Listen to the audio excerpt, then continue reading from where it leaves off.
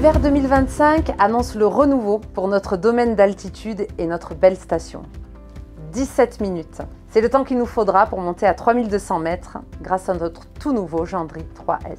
Mais avant de nous plonger dans l'avenir, je vous propose de faire un rapide retour sur la saison estivale 2024. Nous avons vécu un été en demi-teinte avec un mois de juillet qui a connu un démarrage tardif, impacté par différents facteurs, notamment météorologiques, on l'avait tous noté, une météo printanière maussade, des événements sportifs nationaux comme l'Euro ou les JO, ou encore une période d'élection qui ont peu engagé les réservations. A l'inverse, sur le mois d'août, la station semble avoir profité de fortes températures en plaine et aussi un possible report des juilletistes, puisque des niveaux de réservation records ont été observés pour cette période. En conclusion, la fréquentation a été au beau fixe cet été aux Deux-Alpes, portée par un mois d'août favorable, un événementiel prisé de nos visiteurs et un secteur hôtelier étoffé, puisque nous avons eu 2,3% de fréquentation en plus par rapport à l'année dernière.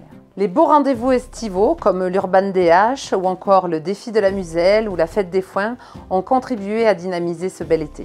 Merci aussi à la forte implication de nos ambassadeurs tout au long de la saison, et bravo et merci à eux de nous avoir fait vibrer avec leurs récentes victoires. Mathieu Blanchard, Yannick Noël, Isabeau Courderier et Adrien Laurent. Enfin, je tiens à remercier Éric Boucher pour le travail accompli ces 6 dernières années à la direction de l'Office de tourisme, dont je suis fière aujourd'hui d'être la présidente. Une page se tourne et je souhaite la bienvenue à notre nouveau directeur, Fabrice Pérez.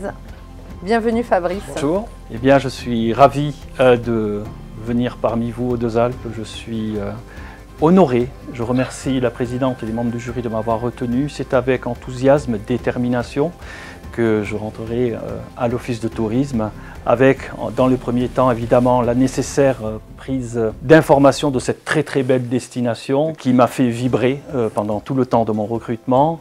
Alors qui suis-je? Je suis un passionné de la montagne depuis 32 ans, c'est une longue passion. Ma principale expérience professionnelle en tant qu'entrepreneur a été à Courchevel, où j'ai créé une société d'événementiel avec des partenaires de choix qui étaient déjà les remontées mécaniques, enfin le domaine skiable, mais aussi la mairie évidemment, et une coopération très active avec les écoles de ski, les commerçants, les hébergeurs, les prestataires d'activités, bref tout ce qui fait la vie des stations en général. Donc je viendrai avec humilité dans cette station, mais aussi avec des ambitions, évidemment. L'ambition avec les partenaires que sont la mairie, la SATA et d'autres partenaires, de construire encore une vision pour les 20 prochaines années et un dynamisme qui fera que les Deux-Alpes seront encore parmi les premières stations de France.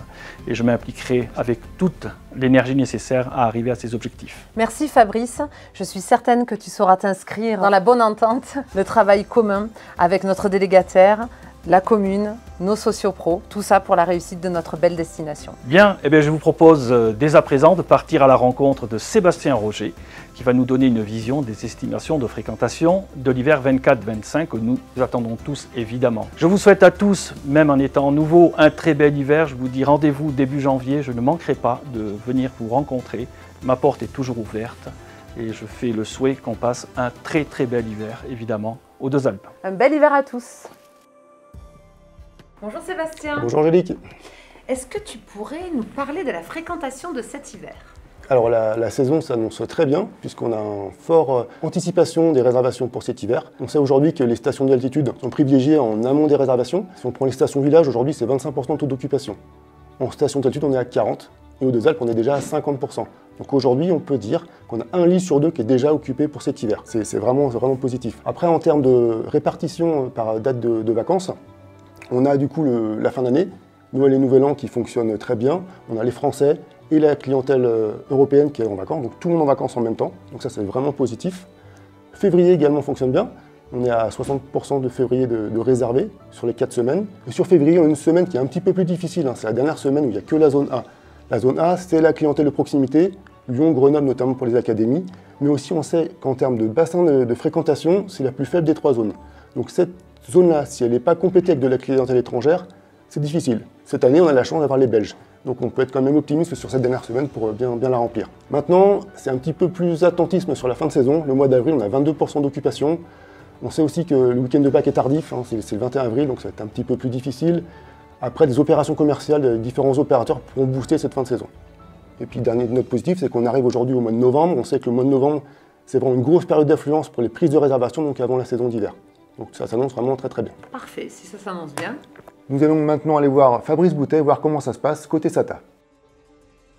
Eh bien, après tous ces bons chiffres, quelle va être l'actualité SATA? Évidemment, l'actualité SATA, vous la connaissez, c'est le 3S. En fait, on va l'appeler le Gendry, on va arrêter de l'appeler le 3S. Ce n'est qu'une technologie, mais c'est une technologie qui a plusieurs aspects très perfectionnés. Déjà, l'aspect technologique, avec ses vitesses, avec sa capacité de débit, l'aspect technique, le silence, et puis l'aspect aussi environnemental, puisque vraiment tout a été travaillé pour avoir l'impact environnemental le plus faible possible, dans l'insertion avec le domaine, mais aussi dans toute la prise en compte de l'environnement sur les bétons, sur l'ensemble des entreprises et autres, et surtout avec le travail local qui a été réalisé pour ce chantier. Donc on a vraiment travaillé le circuit le plus court possible avec le moins d'impact environnemental possible. Donc évidemment, première actualité, c'est le 3S. Et quand je vous ai parlé un peu d'environnement, c'est sûr qu'on a lancé le groupe aujourd'hui dans une vraie démarche de RSE, responsabilité sociétale de l'entreprise. Ça veut dire qu'aujourd'hui, nous avons engagé l'entreprise dans sa responsabilité vis-à-vis de notre environnement. On est dans un environnement protégé, dans un environnement fragile, on se doit d'être exemplaire.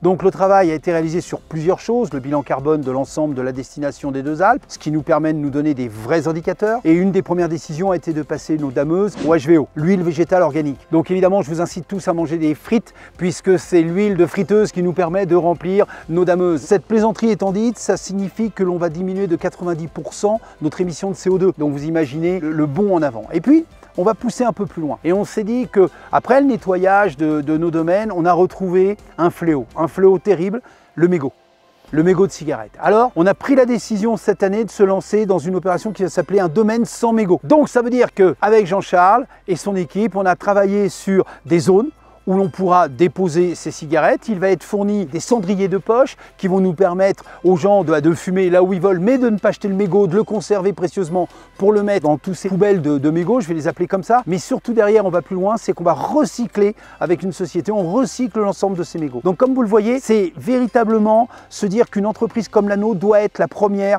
et doit être fer de lance de l'environnement et de sa protection de l'environnement. Donc on est vraiment dans une stratégie qui va accueillir nos clients, et ça a été dit tout à l'heure, beaucoup de clients, qui va les accueillir de la meilleure des façons possibles grâce à nos technologies, mais en même temps qui va aussi prendre soin de son environnement pour que le client se sente bien. Et puis enfin, tout ça pourquoi ? Eh bien, on a un objectif tous, que ce soit la mairie, que ce soit nous, c'est de faire, et les sociopros d'ailleurs j'espère, c'est de faire que cette destination soit vraiment une destination à l'année. Que ce soit une destination qui nous permette de dire je vis toute l'année aux Deux Alpes. Alors avec les saisons, j'ai tous les sports de glisse en hiver, j'ai tous les sports pédestres en hiver, en été, au printemps, j'ai tous les sports de vélo plutôt printemps et été. Donc en fait, je donne une vie, et toute notre technologie que l'on a travaillé au travers des télécabines ou des télémix nous permettent à tous, en fonction de nos âges, de nos capacités physiques, de nos envies, de pouvoir utiliser dans toutes ces saisons les remontées mécaniques telles qu'on les conçoit. Donc moi, ce que je vous souhaite, bien évidemment, c'est encore une excellente saison. Elle est bien partie. Et donc, derrière, je vais laisser, pour être beaucoup plus pragmatique que moi et beaucoup plus concret, la parole à Jean-Charles et à Audrey qui vont vous expliquer exactement comment concrètement tout ça va s'organiser. Donc Jean-Charles, on est ici dans le nouveau point de vente du Gendry. On va retrouver à la fois nos guichets classiques pour accueillir nos clients, mais également un espace digital avec de nombreuses bornes. On aura nos équipes de vente qui évidemment vont accompagner les clients dans les commandes des forfaits, mais aussi pour donner de l'information sur le domaine en général. Cette information client, elle va être complétée par de nombreux écrans dans les points de vente, mais aussi sur toute la ligne du Gendry et particulièrement dans chacune des cabines du Gendry. On a un deuxième espace à l'étage pour accueillir nos clients, cette fois plutôt notre clientèle de tour opérateur. Le service client sera également à cet endroit-là. L'idée, c'est d'avoir un espace privilégié pour accueillir nos clients dans un endroit un peu plus cocooning. Donc le parcours classique qu'on connaît tous, d'aller sur la place des Deux Alpes, acheter les forfaits dans les guichets donnant sur la place ou à l'intérieur du Méjotel, c'est fini. Exactement. L'ancien point de vente qu'on appelait caisse centrale, aujourd'hui c'est celui du Gendry. On va mettre de la signalétique sur la place de l'office de tourisme que tout le monde connaît pour aiguiller les clients à la fois vers la remontée mécanique et vers ce nouveau point de vente. On a parlé des points de vente. Gendry, c'est pas uniquement un point de vente et une remontée mécanique. Est-ce que tu peux nous parler des autres services? Oui, tu as raison. On a beaucoup parlé de la remontée mécanique extraordinaire qu'on attend tous. C'est aussi des services d'accueil de nos clients, à commencer par des toilettes ici à la station accessible depuis la Croisette. À 2600 mètres, à la gare intermédiaire associée à une salle hors sac, dans des conditions modernes, confortables d'accueil de nos clients qui veulent faire une pause avant de repartir. Très attendu d'ailleurs par nos clients. Attendu depuis longtemps. Et en complément de ça, c'est à l'arrivée du 3S à 3200 mètres, un tapis qui n'est pas un détail, qui va permettre à nos clients plus facilement de rejoindre la partie surélevée avec le restaurant 3002, le poste de secours, l'accès au funiculaire et les pistes de ski assez sympathiques qui sont de ce côté-là. Et en complément, en altitude, on a la rénovation complète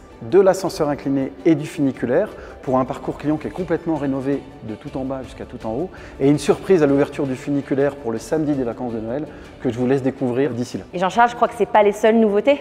En effet, Audrey, l'accès en altitude, il est fondamental pour nous tous, mais on a aussi des clients qui n'y vont pas tout de suite. On a besoin d'améliorer les différentes zones d'apprentissage. Pour ça, cette saison, on fait la première phase d'amélioration de la zone des crêtes, qui est située derrière nous en altitude, qui est à 2100 mètres. Dès à présent et pour le futur, quand les conditions météorologiques ne permettent pas de correctement apprendre à skier en bas, on peut faire monter nos clients sur les crêtes. Et cette année, on va mettre en service un nouveau tapis et un nouveau téléski débutant et démonter l'ancien tapis des crêtes. Et ça, à terme, d'ici 2 à 3 ans, on aura l'ensemble des zones d'apprentissage nécessaires pour un nouveau skieur débutant pour qu'il puisse évoluer en sécurité, en confort et avec de l'enneigement et des bonnes conditions de skiabilité. Et en complément de cette utilisation de la zone des crêtes, on a aussi face à nous la zone de Vallée Blanche. L'enjeu pour nous tous, c'est une connexion fiabilisée entre le domaine d'altitude et le domaine de Vallée Blanche. Pour ça, on a fait 2 projets importants. Un, la liaison entre le sommet du télésiège de Petite Aiguille et le départ du télémix de Belle Étoile qui sera conforté en enneigement. Et deuxièmement, l'accès entre le sommet du télésiège de la côte et la piste verte de Vallée Blanche avec une piste de liaison. Et ces 2 aménagements, ça permet dans un sens comme dans l'autre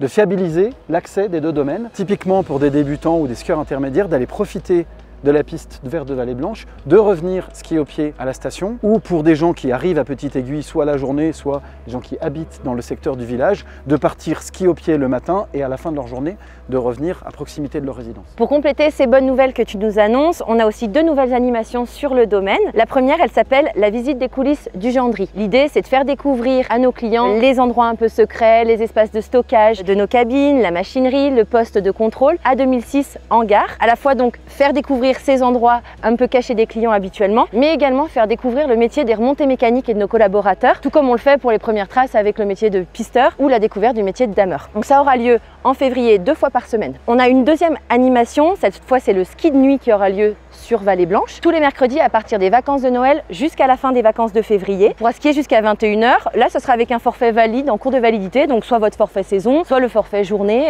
Vous pourrez accéder à cette nouvelle animation. Je crois que tu avais aussi une nouveauté, une petite surprise à présenter, Audrey. Tout à fait, le nouveau plan des pistes. Ah, c'est pratique comme format pour les skier.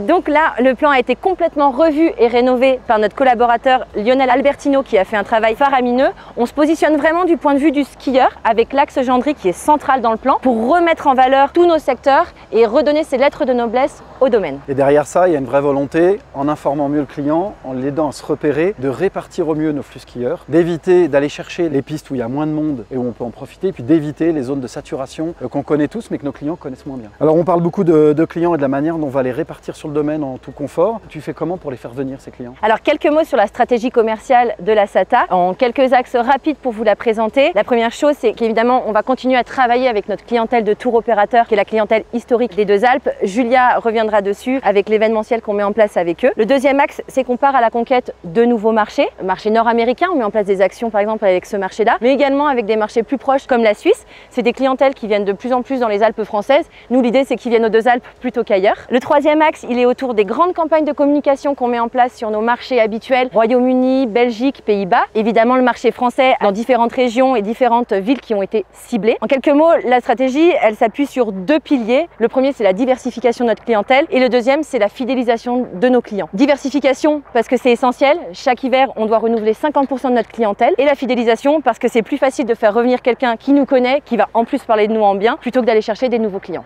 En parlant de ces clients-là, on a Julia qui va aussi nous expliquer justement ce qu'on fait en place avec nos clients habituels et avec les nouveaux clients. Allons voir Julia. Alors Audrey nous en parlait, les tours opérateurs c'est notre clientèle historique et du coup ils vont être présents sur la station tout le long de l'hiver à différentes périodes, notamment toutes les périodes qui sont hors vacances scolaires. Alors on les présente plus, on va commencer la saison avec Rise Festival qui va être la 2e semaine de décembre. Ensuite on aura aussi dans l'hiver des tours opérateurs hongrois, notamment avec le Snow Attack au mois de janvier ou le Snowfest, ce sont les Roumains qui sont fin mars, on les connaît bien. Il y a d'autres groupes qui sont aussi présents pendant l'hiver. Il y en a qui ont des activations sur le domaine public avec notre notamment des concerts. Puis il y en a aussi qui sont en fait plus diffus, vous ne les verrez pas forcément, mais ils sont aussi présents. À côté de ça, pendant les vacances scolaires, on continuera d'avoir nos activations à destination de notre clientèle familiale. Donc là, on sera vraiment sur le ski chaud, donc les descentes au flambeau, chocolat chaud, vin chaud, feu d'artifice sur le bas des pistes une fois par semaine. On a aussi du coup Magic Avenue sur l'avenue principale, donc entre la pharmacie et le rond-point des Limites, avec du coup des spectacles et puis un spectacle son et lumière. Le principe, c'est vraiment de pouvoir récupérer un peu l'avenue et la rendre piétonne. Le format va évoluer normalement sur février, j'ai hâte de vous faire découvrir tout ça. À côté de ça, on aura aussi du coup les lumières de la Muselle qui prennent encore plus d'ampleur cette année, 1800 participants, ce sera le 11 janvier, si vous n'êtes pas encore inscrit, il reste de la place sur certains parcours. Et puis du coup d'autres événements et animations qui auront lieu pendant tout l'hiver, notamment les événements organisés par le Ski Club. En plus des compétitions, on va dire, un peu plus fédérales, il y a aussi l'accueil des écureuils d'or cette année et de la Micro Kids qui aura lieu donc en avril. À côté de ça, la Patrolette qu'on retrouvera aussi en avril et le fameux bal des pisteurs qui nous permettra de finir un petit peu la saison d'hiver en beauté. Il y en a plein d'autres d'animations et des événements qui sont organisés par des associations locales notamment, et vous pouvez retrouver tous les détails sur le programme d'animation ou bien sur le site internet lesdeuxalpes.com. Après la présentation de cet événementiel de l'hiver, nous allons maintenant donner la parole à Stéphane Sauvebois, notre maire, afin qu'il nous dise quelques mots des projets communaux actuels et à venir. Merci Angélique. La commune s'est lancée dans un vaste programme d'investissement. Malgré et outre tous les projets qui sont déjà commencés aujourd'hui, comme la piscine patinoire avec la rénovation et une mise en service prévue pour l'automne prochain, mais aussi la maison médicale, la maison de l'enfance et bien d'autres projets, deux ont retenu toute notre attention. Le premier étant la mobilité avec les transports, la mobilité douce, et le deuxième, la transition écologique. Ce sont deux objectifs qui font essentiellement partie de nos priorités et que nous souhaitons réaliser à terme. L'objectif est de pouvoir faciliter la vie des habitants et de nos vacanciers, mais aussi de leur permettre des transports adaptés pour leurs déplacements. Et la priorité des priorités est surtout de préserver notre environnement en essayant de diminuer au maximum tous les courts trajets en voiture. Le parking des Glaciers, un parking de 300 places, lui aussi fait partie de ces enjeux forts. Ce parking, demain, sera évolutif et on pourra imaginer un parking de 800 places. En parallèle, nous allons réorganiser l'avenue de la Muselle, nous allons créer des pistes cyclables, nous changerons le mobilier urbain, nous allons aussi changer l'éclairage public pour un éclairage adapté à notre station, un éclairage à faible consommation, et aussi nous allons implanter des arbres tout au long de cette avenue de la Muselle pour donner une image de cette belle avenue des Deux-Alpes, une image plus montagne que ville. Mais tout ceci ne peut pas se faire sans une mobilité adaptée à nos besoins. Nous avons signé il y a quelques jours un contrat avec un transporteur, un contrat ambitieux qui va nous permettre d'avoir des transports urbains de 7 h du matin jusqu'à 23 h sur la station des Deux-Alpes, avec une fréquence entre 5 et 12 minutes. 5 et 12 minutes, j'ai bien dit. Nos villages ne sont pas oubliés aussi, puisque entre Mont-de-Lan village et la station des Deux-Alpes, il va y avoir 7 allers-retours, dont le premier va commencer aux alentours de 7h15, 7h30 pour être avant aux Deux-Alpes. Et la dernière descente se fera aux alentours de 23 h. Venosque village, pas oublié non plus, nous avons choisi de mettre des transports supplémentaires entre Bourdoisan et Venosque et ses villages pour se servir de l'ascenseur valéen qui est le télécabine de Venosque, pour nous permettre de rejoindre la station des Deux-Alpes. Et l'avantage de ça, c'est qu'au départ de Bourdoisan, le premier transport va démarrer à partir de 7 h pour pouvoir rejoindre la station des Deux-Alpes. Je vous souhaite à toutes et à tous une excellente saison d'hiver et vous donne rendez-vous pour l'inauguration du nouveau Gendry aux Deux-Alpes le 17 janvier. Merci à toutes et à tous.